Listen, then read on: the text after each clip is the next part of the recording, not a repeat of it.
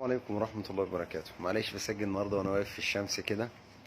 الجو شديد أصلا النهاردة والشمس عالية شوية. طب مش هطول عليكم، في مسألة فقهية حابين نتكلم فيها، ألا وهي مسألة الطلاق المنجز والطلاق المعلق والطلاق المضاف. طيب هي في حاجة اسمها طلاق مضاف وطلاق معلق. الطلاق المعلق الناس كتير بتعمله كل يوم، اللي هو على الطلاق، ما انت رايح عند ابوكي تبقى طالق، لو رحت عند ابوكي لو خرجت من البيت تبقى طالق، لو كلت عندي مش عارف مين تبقى طالق، لو فتحت تليفوني تبقى طالق. ده اسمه الطلاق المعلق، ده الناس كلها كل يوم بتعمله وليه حكمه هنذكره الفيديو اللي جاي.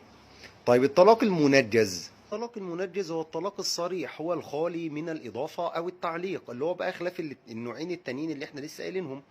اللي هو واحد بيقول لمراته انت طالق، ده وقع صريح اسمه الطلاق المنجز او الطلاق المنجز. ليه؟ لان هو خلاص وقع على يعني في الفور، ما فيهوش تعليق ولا فيه اي حاجه. واحد كاتب لمراته على الواتساب انت طالق، الو في التليفون الو انت طالق، ده اسمه المنجز، ده يقع قولا واحدا وما فيهوش مشكله. لكن اللي فيهم خلاف بقى وتفصيلات كتيره هو المضاف وهو المعلق. هنتكلم في المضاف اليوم. يعني ايه الطلاق المضاف؟ هو الطلاق المعلق او المضاف على وقت.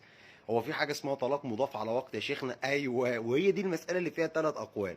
القول الاول هو قول الشافعي وابو اسحاق أو طبعا اسحاق بن راهويه يعني، وقول طبعا ابو عبيد، وقول الامام احمد والشافعي رحمه الله تعالى. قالوا ان الطلاق ينعقد ولكن لا يقع الا عند حلول الاجل. يعني ايه؟ واحد قال لمراته انت طالق من اول الشهر.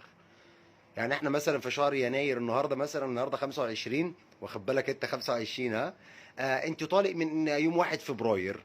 فالقول ده يجي يقول لك الطلاق ينعقد، ما ينفعش يرجع فيه، ويقع عند يوم 1 فبراير اللي هو اللي جاي ده. القول الثاني قول الامام مالك وقول الامام الليثي ده كان في مصر، والامام مالك كان في المدينه. وخد بالك الامام الليثي كان افقه وكان اعلم من الامام مالك، ولكن سبحان الله تلاميذه ما جمعوش العلم بتاعه، فللاسف لم نسمع عنه شيء. قال لك ان الطلاق يقع في الحال، حتى ولو قال لها انت طالق على، حتى لو كان طلاق مضاف. القول الثالث بقى قول ابن حزم، قال لهم هو لا طلاق، ولا يقع طلاق في الحال، ولا يقع طلاق في الاستقبال. واصلا اللي بيعمل الفعله دي اللي هو الطلاق المضاف على وقت، ده راجل ظالم وراجل متعدي لحدود الله. قالوا له ليه يا ابن حزم؟ قال لهم لانه لم يرد في كتاب الله ولا في سنه رسول الله صلى الله عليه وسلم ولا في كلام احد من الصحابه اصلا ان الطلاق ده بيقع بهذه الطريقه. قال لهم أوليس الله عز وجل قد بين لنا طلاق المرأة المدخول بها؟ قالوا بلى. وقد بين لنا طلاق المرأة غير المدخول بها؟ قالوا بلى. قالوا هو بقى بيرد بيقول لهم فلما بين الله عز وجل لنا هذا وذاك